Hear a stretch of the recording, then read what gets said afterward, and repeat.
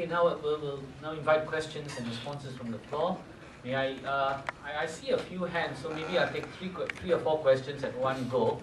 Can you keep your questions concise, introduce yourself, and then I'll ask the panel to respond. You can decide if you want to pose the question to the panel in general or to the specific speaker. Yes, please. Thank you, Professor Rajaratnam, panelists, and ISAS for a very interesting discussion this morning. My question... Can you introduce yourself, please, sir? Navin from the Center for International Law in the US. My question, perhaps the elephant in the room, is the South China Sea. Any sea is churning in our region right now is probably South China Sea. My question to Professor Rajaratnam and the panelists is there a role for India there? What is India's position? Is there an emerging alliance with some of the other claimant states in the South China Sea between India, Vietnam, so on? Thank you. Thank you. Sir? Yeah. My name is Tan Lee. I am a blogger, as everybody knows. Okay, I just want to pick on a point that we've talked about China, India, and the US, but I think the one power that we've not mentioned is Japan, which and it's become even more relevant with Prime Minister Shinzo Abe has recently said he wants to abolish Japan's pacifistic constitution. And the Japanese, of course, have a rivalry with China. Does anybody see Japan being a spoiler in this game, where in their efforts to beef up their military, they're going to try and play off one of these great powers?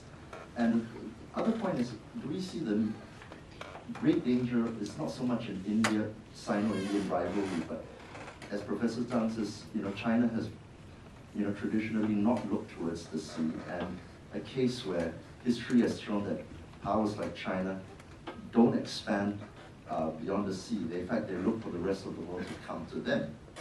And is there a danger of both China becoming more isolationist rather than expansionist in its rise? Thank you. Got a hand on the side. Sorry, my question was the same as the first one. John, please. I'll come to you, John. Your question? Okay. If you can shout from there, we can hear you. Okay. I mean, this is really a reflection, a comment rather than a question.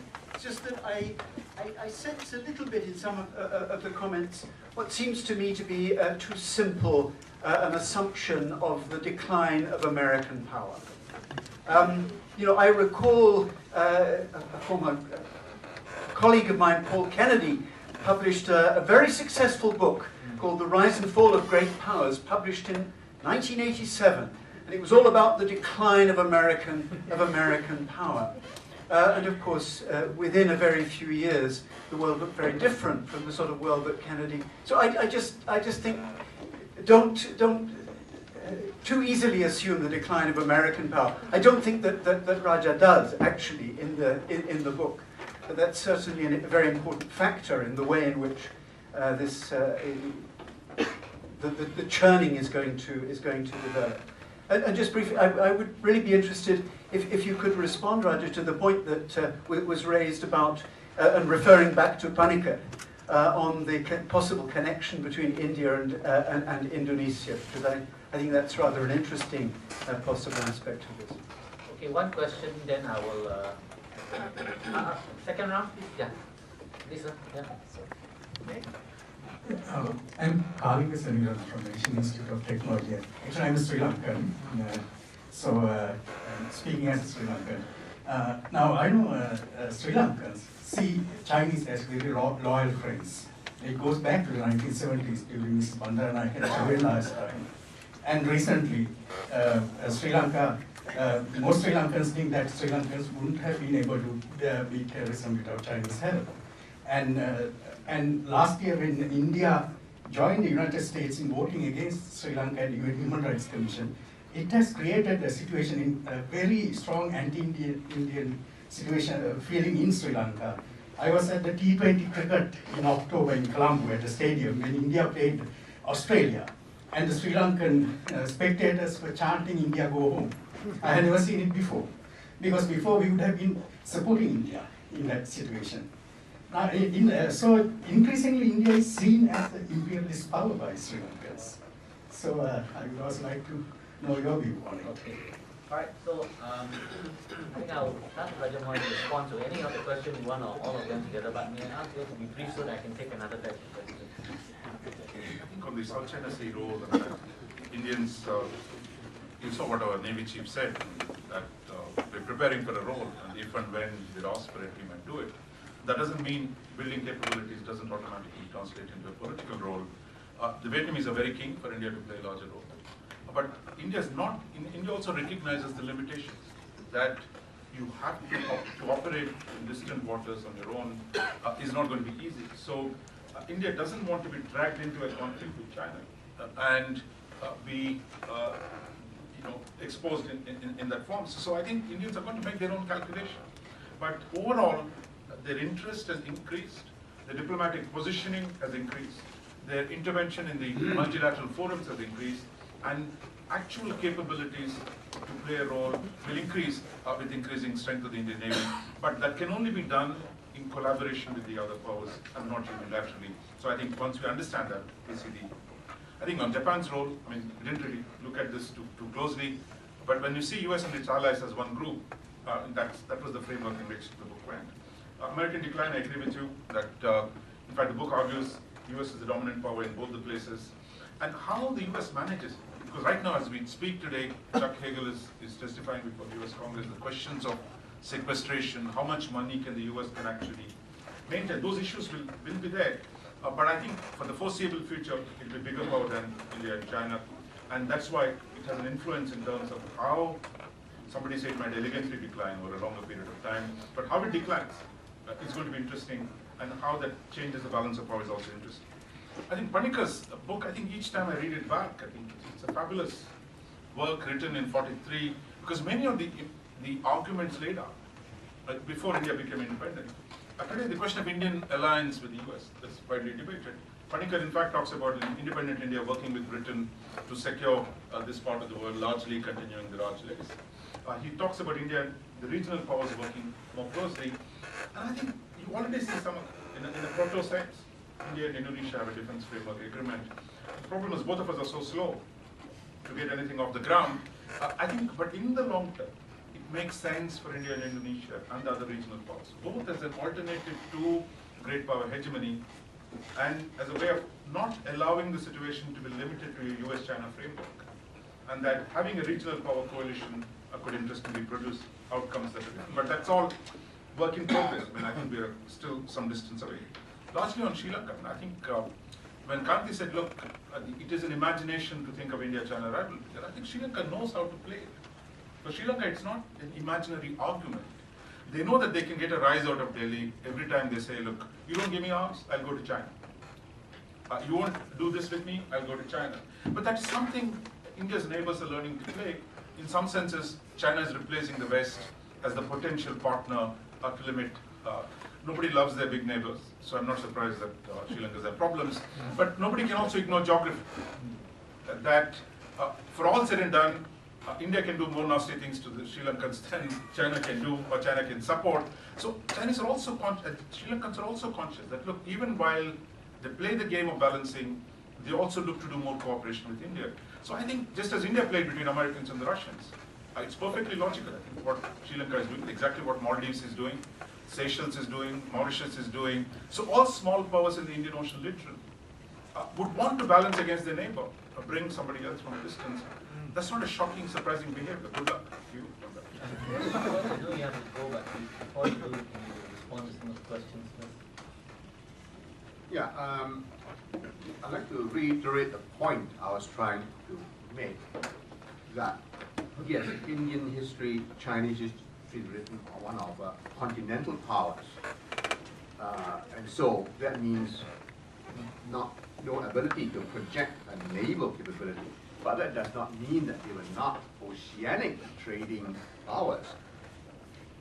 China, from the time of the Song, was a major trading partner, power in the South China Sea, and that continued right through the Ming and the Qing.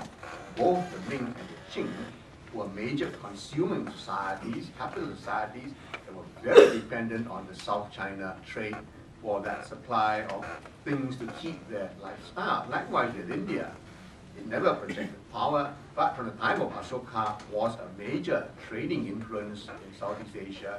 And contrary to Panika, the Portuguese did not close down that trade and dominate it, but that trade in fact blossomed, boomed during the early modern era, right until the 19th century, simply because Portuguese and Spanish silver enriched the Malay sultans and gave them the money to buy more Indian textiles. There was in fact an economic boom in India during that era. So Panika's idea here is that you look at it, the Portuguese dominated the ocean because of their naval power, and therefore India after 47 must similarly develop a naval capability to defend the ocean. I think Panika here was a bit of that Kazanian legacy there. So I think we need to separate the two here.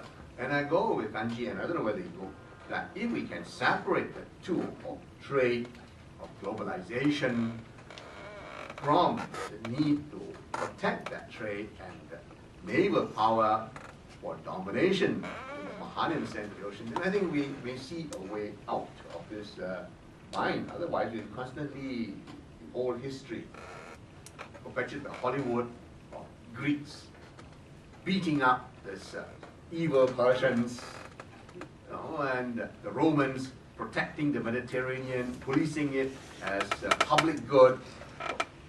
That never was the case in the Indian Ocean or the South China Sea. Thank you very much. Okay, I'll pick up on a few of these points. I agree with Raj about the South China Sea. India's role there is not primarily going to be through some sort of unilateral naval role. I think a unilateral naval role in the South China Sea would expose the Indian Navy to the same sort of fate of the Prince of Wales and Repulse in 1942 in the conflict with China. It's going to be essentially commercial, economic, and diplomatic. And I don't think India would be foolish enough to ally itself too closely with any of the particular claimants. I think all outside powers are too sensible to do that. It's a can of worms. On the question of the point about perhaps some people making too simple an assumption about the decline of American power. Well, who knows? But my sense is that many people make too simple an assumption that the United States will recover. And I think people in this region have seen external powers come and go over the last few hundred years. The Portuguese, the Dutch, and in the early 1970s, the British. I mean, don't forget, until 1968, the British were intending to be here for decades longer, and then there was a balance of payments crisis in 1968, and the British said, "Oh, sorry, we're going to go by 1976." The economic problems deepened in 1969. Britain said, "Oh, well, actually, sorry, we're going to go in 1971." Thereby, in the case of this city-state, depriving it of not only its external defense, but 20% of its GDP. So I think there are reasons for cautions when caution when great powers, external great powers, talk about their long-term staying power, because sometimes to me that seems like an assertion of faith rather than a rational assessment. Okay, I'll stop there. Well, I love this China, India, United States, and of course, Raja talked about China, India, United States. But of course, the United States will remain a great power, even despite its relative decline. But I don't know what role the United States can play between China and India, such two great powers. United States already has so much trouble in handling smaller states, but I can never imagine the United States will be able to handle China and India, such two great powers. India, well, in China, inside China, many people are thinking whether India will become will have like a U.S.-Japan alliance. But I don't personally, I also talk to a lot of people. They don't believe India will form such an alliance against China.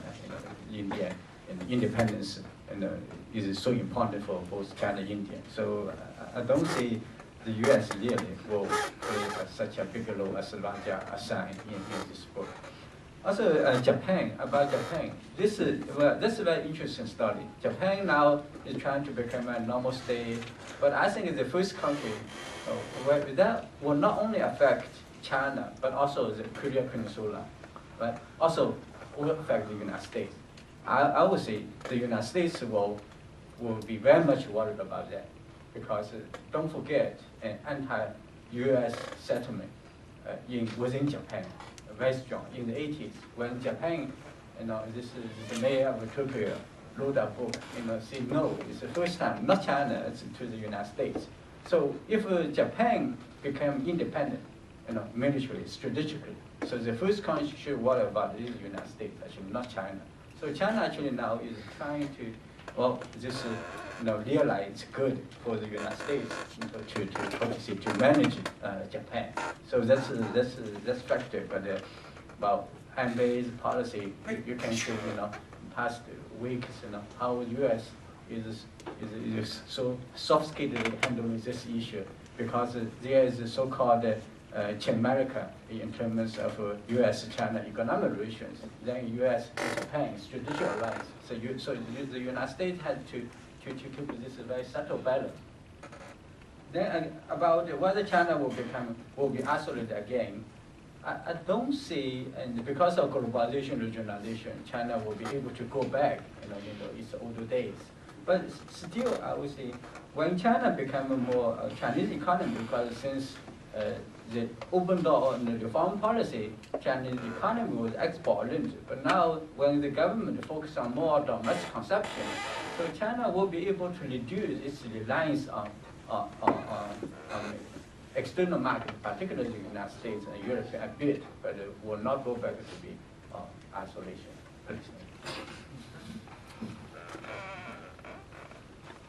I think if India was to play a bigger role in this region, Southeast Asia and the South China Sea, I think Japan and Vietnam are probably far more likely partners than Indonesia, to be honest. But Indonesia has quite an influential and substantial ethnic Chinese population, and so it's not necessarily the best place to take on a very anti-Chinese role, to be frank. I mean, there are domestic cross pressures there that would be quite serious. Ed Lutwak, in his recent book on the rise of China and what it means, points out that Vietnam, Japan, and India together, as India grows, will out-muscle China in GNP terms. So if you wanted to look for a minimal coalition against China, those three are probably far better candidates.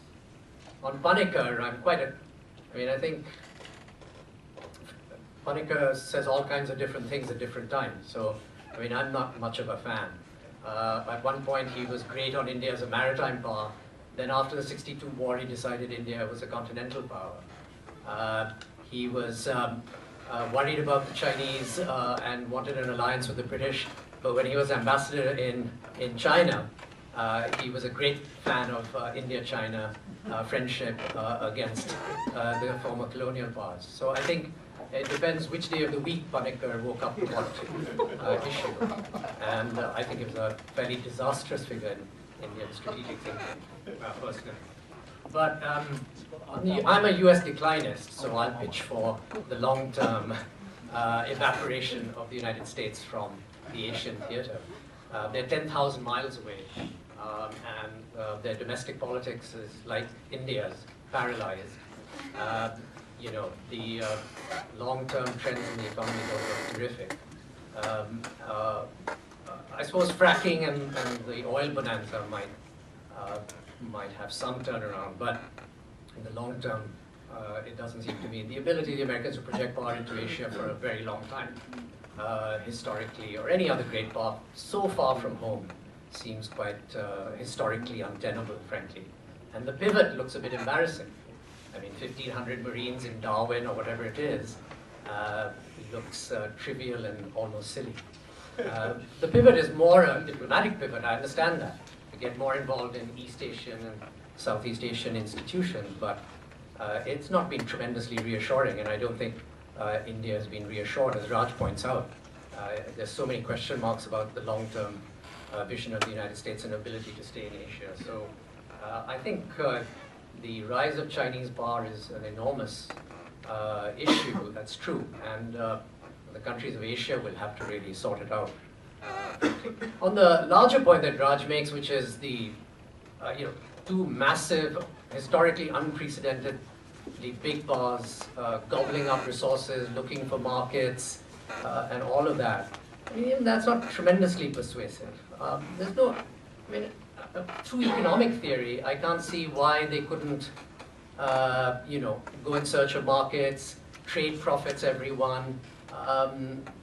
If you take the view that there are a finite amount of resources on the planet, and that that finitude is coming very quickly, and so therefore they'll be scrapping for whatever's around, then yes, maybe there's going to be great conflict. But the fact of the matter is that we seem to be quite a distance from that. They're in search of food and energy and strategic minerals. The Chinese are probably the biggest strategic mineral power on earth today, so it's not clear how much they need to forage outside,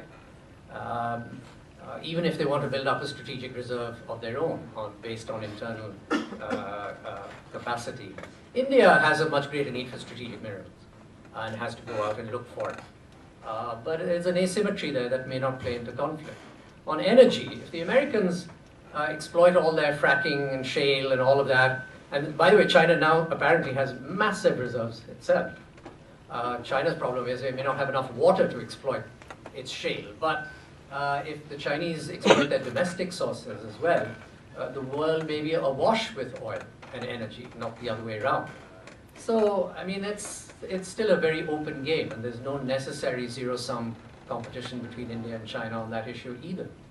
And I think the same goes for food. India has 2.5 times the arable land of China. If Indian farmers were as productive as Chinese farmers, we would be exporting food to China. And India would be one of the bread baskets of the world.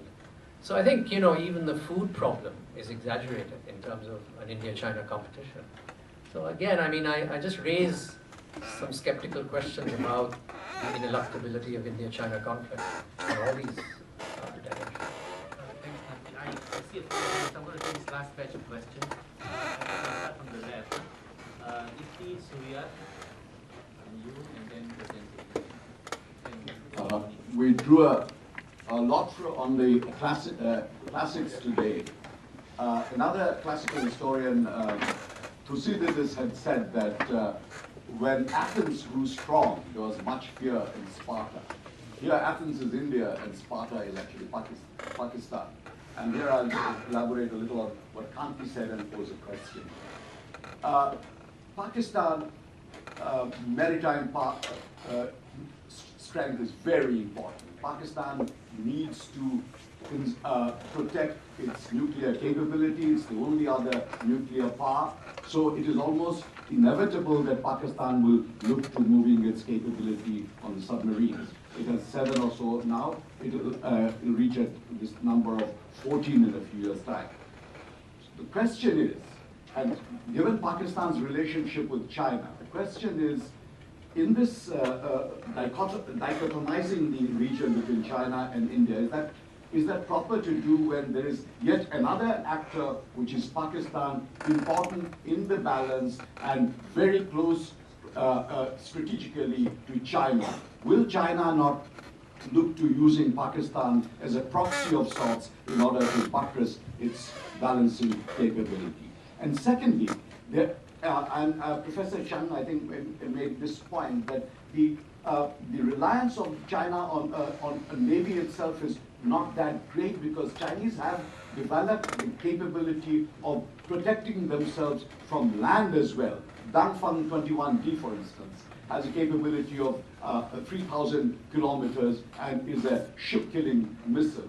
So the point is, will China, is China also looking to land-based capability of protecting its maritime regions, etc., and looking to partners like Pakistan to subcontract its role beyond the seas? Thank you. Surya?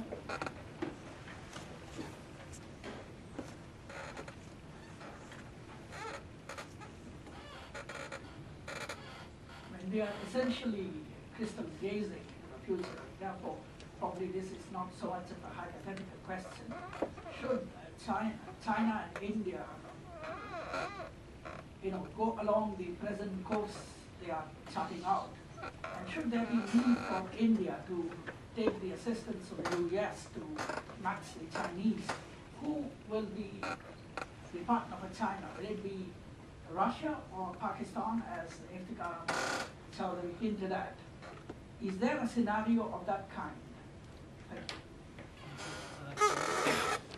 Manaswini Ramkumar, Associate Research Fellow, IDSS. Is everyone able to hear? My question is to Professor Rajamohan and Professor Bajpai. Hello. Keeping Mr. Pandekar aside and going back several centuries, about 1,000 years before that, to Kautilya's Arthashastra text, he had explained the concept of Mandelic neighborhood relations. If you have a good neighborhood relation, you can focus your attention outside of your neighborhood. And it seems to have come true for the US. No problem with Canada, hardly any problem with Mexico, therefore it was able to project its power on both flanks.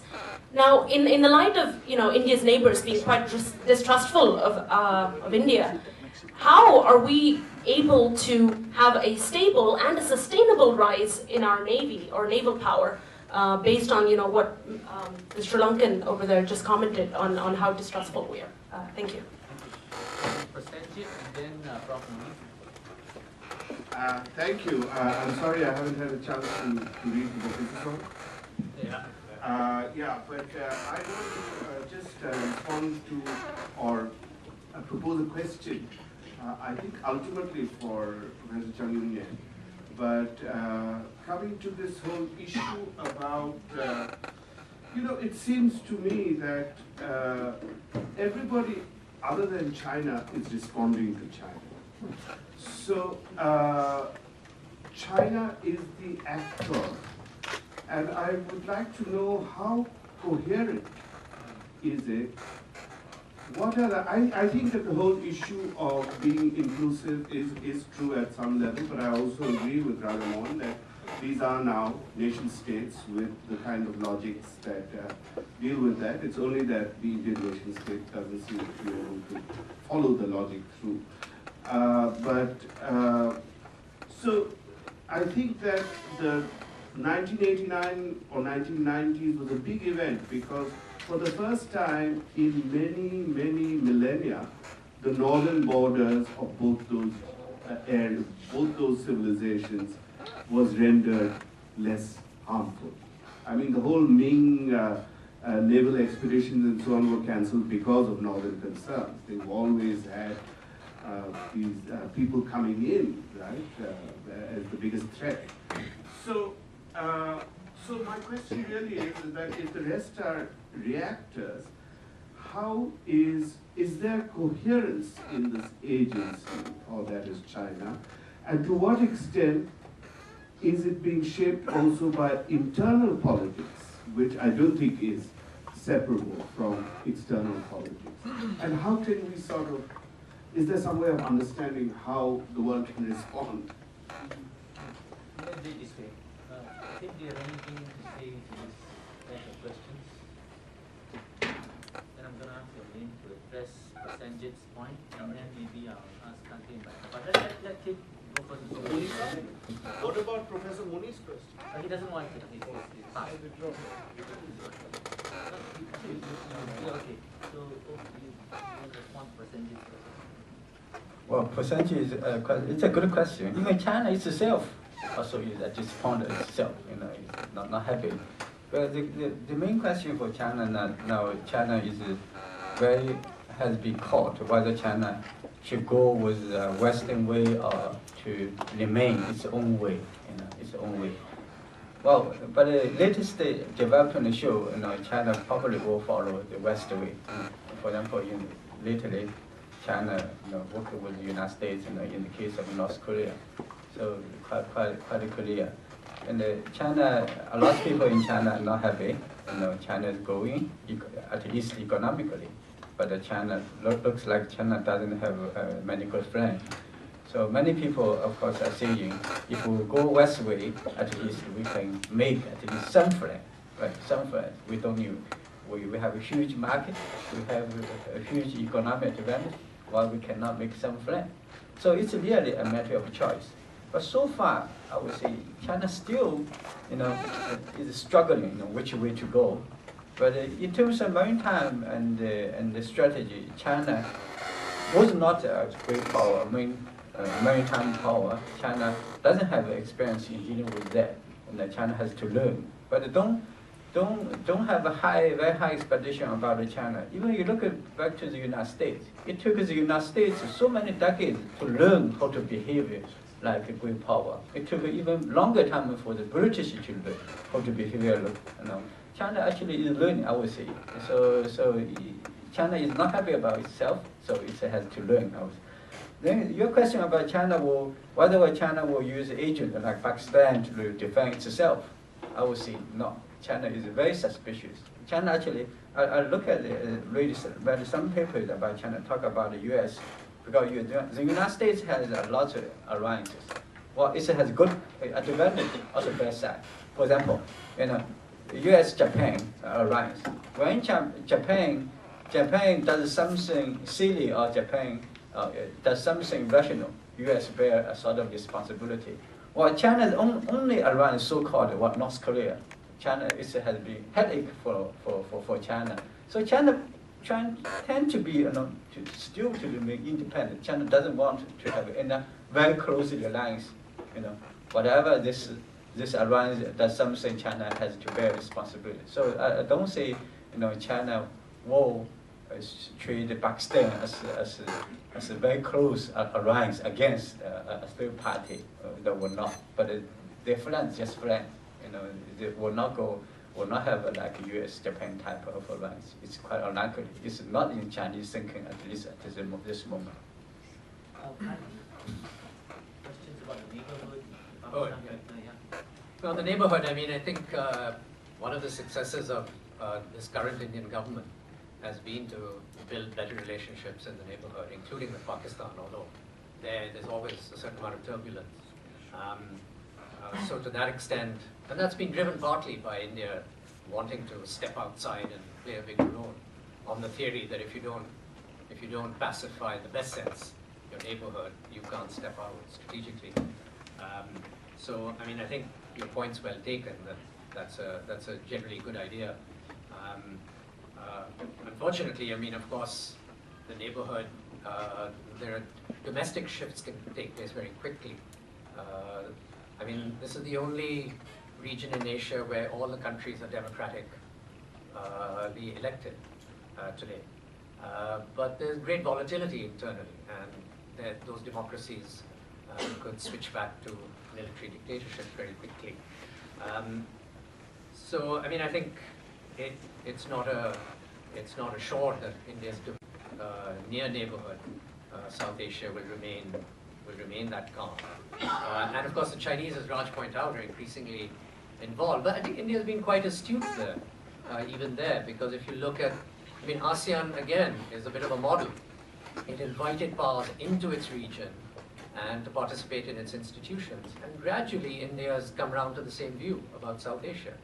So under some pressure, as Raj shows in the book, it acquiesced in the Chinese becoming an observer member of SAARC. And it's increasingly said that the Chinese have a role in South Asia. And on Sri Lanka, coming back to it, India's turned a Nelsonian eye to both Pakistani and Chinese aid to the Sri Lankan government during the last days of the civil war. So India has played a far more sophisticated game now in the neighborhood. And I think that does account for its ability to kind of look further abroad. So I just leave it there. I think, you know, the idea that, as I said, I mean, the Pakistan factor could be a bigger factor in India's maritime ambitions in this so-called Indo-Pacific. And I think that's one part that doesn't come across very well in the book. I mean, Raja doesn't vent it too much, but it's probably worth thinking about what the Pakistanis could do. Myself, I'm a bit skeptical of how much the Chinese would actively use the Pakistanis. I mean, they have their own worries about Pakistan. Pakistani extremism, instability, the role of the Pakistani military, the future of Afghanistan and the Pakistani role there. And it's quite striking that the Chinese have been, you know, quite measured and cautious about taking up the Pakistani offer on Gwadar.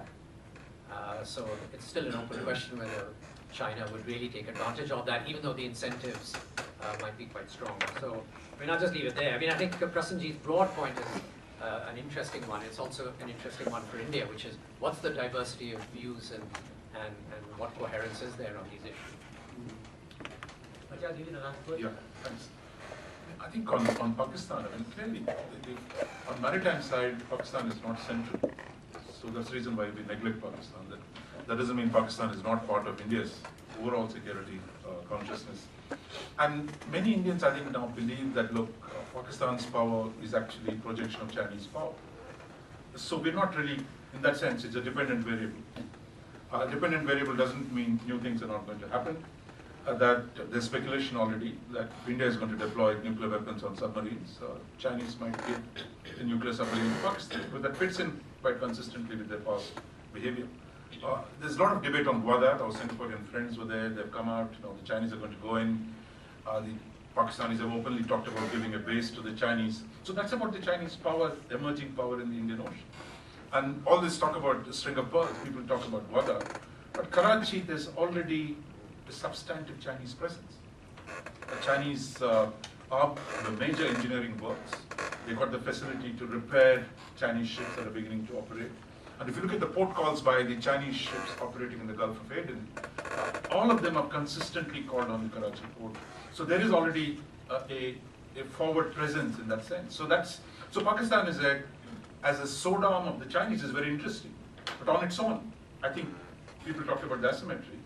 In 10 years down the road, 15 years down the road, India is going to be 16 times larger than the Pakistan economy. So it's a problem that India will have to deal with. But it's not the paradigm that a whole generation of 3 generations of academics have posed, India, Pakistan, India, Pakistan, India, Pakistan. That is breaking down. So in a sense, Pakistan will become a part of an India-China problem rather than a separate, unique Pakistan problem. Second, I think on Padikkar, I mean, I'm a Padikkar fan, so I'm not going to accept Kanti's. I don't think consistency is a great virtue. Those of us who spend 40 years in academia, you know, you can't keep, you keep, your own arguments on a consistent basis. And those who served in public life, those are part of a diplomat, a professional, a divan, a bureaucrat, you're not going to expect them to maintain consistency. I mean, I don't really care whether they're consistent. The fact is, someone puts across an interesting idea. That idea has a life of its own. It doesn't matter whether he himself might contradict it later, that if Padikkar says, look, India has a potential to become a sea power, and people pick it up 40 years down the road, that is still Padikkar's idea. I mean, I think because someone who's articulated it first. So to that extent, it has value. I take great George Kennan for example, the man who articulated the long telegram, Mr. X, containment. He cribbed like hell 40 years down the road. Look, this is not what I meant. Who cares? That idea has acquired a life of its own and acquired a bureaucratic dynamism in Washington. That doesn't originally care. We're not going to, it's not a mantra that we're going to stick to Kennan. Because Kennan has an idea, that idea acquires a life. People distort it, misuse it, manipulate it for different reasons. But as an idea, it will always be Kennan. When you talk about containment, it will always be Kennan. So when you talk about India and sea power, you're always going to go back to Padikkar as someone who saw the potential, saw it largely an extension, a continuation of the Raj under a new framework, without being colonial. That in a new framework where India would do what Raj did. But many things changed. Partition changed. Land-based threats, China as a new land neighbor changed it. So I think there are circumstances that change it, but as India today globalizes, the day India turned towards globalization, the Navy came into its own. So I think the link between naval power and globalization is a direct one, and the day India opens up, Navy becomes more important, and that's the reason why it continues to be important. Domestic politics, as Prasenjit said, look, I mean, it is, as you rightly pointed out, what happened in the earlier Chinese period. There is going to be bureaucratic contestation. A lot of people sitting in the army says, look, why the hell are you doing with the Navy all this stuff? All Kanti's skepticism. If an army chief, I would use that every one of them against the Navy chief. Why Navy is overplaying its hand, it should not have all this stuff. But I think it's overall the political judgment that comes. That my sense is, it is a section of the dominant realists today in Delhi think, look, land is a stalemate, you've got to keep doing with the Chinese and the Pakistanis what you have to. India's historic opportunity, strategic sense, is in the seas. Where the asymmetry is not a comprehensive one, China has constrained borders in a naval sense. There's a string of islands facing it, Americans sit on top of it, India has open seas, and that India for the chance, it's by going naval that India for the first time has an opportunity to play the game in a different way than it has in the last 60 years. So I think that is a new argument in Delhi. It might still lose the argument. Just as those in the 18th Party Congress who are talking about maritime rights, China must emerge as a maritime power, might still lose that argument if domestic politics changes too fast. So, but it's an open-ended thing. But the fact is, there is a new element to it which did not exist before, and that new element in both the capitals is the maritime issue, and I think that's what makes it interesting. The last couple of points on interdependence and power. Should interdependence, that is the size of your interdependence, as you rise to be a major economic power, does it automatically produce naval power? Well, I think that's rightly been questioned by everyone here. But my sense is that if India and China are not going to be Japan, look, the Americans will take care of the collective goods, the Americans will take care of energy security in the Gulf, but China and India are not going to accept the proposition, which many of my American friends say, look, why don't you let the market play this? You know, why are you building a navy? Don't be stupid. Let the market forces decide the oil prices. Now, if market forces for everything, the US would not have a special relationship with the House of South. Why don't we let the market prices decide? All these days, the Anglo-Americans dominated the market. But yet, they built a relationship with the Saudis, which is fundamentally a special relationship, an alliance relationship, a relationship based on power projection. So it is not that, this depends on the circumstance. I think China and India are different from Japan. China and India are different from others, but they're similar to the US or Britain in the past, saying, look, I'm not going to let my 20,000 workers sitting in Libya be rescued by NATO forces. Historically, for the first time, Chinese ships showed up in the Mediterranean in 2011, rescuing 30,000 Chinese workers from Libya. Indian Navy showed up, withdrawing about 18,000 Indians and South Asians from Libya. This is a new thing. Chinese and Indians are doing new things. Does it tell you something about the likely direction they go in? That the interdependence has produced the need or a bureaucratic justification for greater naval power? Yes, that's a new factor. I think that's something we got to be. And lastly, about Mandela. Look, I think it's a conventional wisdom in IR that look, if you don't stabilize your neighborhood, your ability to project power is going to be, is going to be difficult. To the extent that Chinese have been relatively successful, the charm offensive, soft power, etc., of the last many years, but today, the Chinese are having problems with most of the neighbors. In India, similarly, partition-induced problems for India within its neighborhood are deep with Pakistan and Bangladesh. Some of them are being addressed today. That problem exists. That doesn't mean China and India are going to be constrained by the neighbors either. It will be a problem, it will be a chain and a ball. But as they grow, their economies are transforming, they would simultaneously seek a global role. It will be limited, it will be constrained. That doesn't mean they won't try. China and India is not going to not build a navy just because it has a Pakistan problem, or it has a problem with Bangladesh. So I think there's certain other imperatives come into play, but they'll have to be balanced against the logic. And what it does is, it opens up the other powers to play in the backyard. Chinese have shown it so well, playing in India's backyard. India is doing a little bit, trying to do something in Vietnam, Japan, as Kanti pointed out, but it is still in a preliminary play at this point of time. So therefore, the vulnerability on the frontiers opens them to play by other powers. And I think that's a classical geopolitical thing. But in the longer term, I think what China and India are doing is, the maritime thing is a new element in their strategic calculus. And how that plays out, I think is open-ended, but I think it's worth studying. And for Southeast Asia, which is in between, is going to face many of the effects. And we're also in a position to shape what China and India do in the coming years. Thank you, Raja Mohan. I have to bring this session to a close because we have overrun our time. But obviously, I think Raja's book is going to be a very successful one because it's not only put forth a very informed and forceful argument, but it has also provoked a lot of deeper thoughts and pushing the discourse further. Well, he may be wrong eventually 20 years down the road, there may be no churn, but never mind. The important thing is that you heard this idea here today from him. So that's the important thing. Right? So, yes. So on that note, allow me to please, on behalf of ISETS and on behalf of all of you, thank our, first of all, the author of the book, Raja Mohan, and then our Tim Huxley, Professor Yongnian, and Kanti Bajpai. Someone has to leave earlier to teach the class.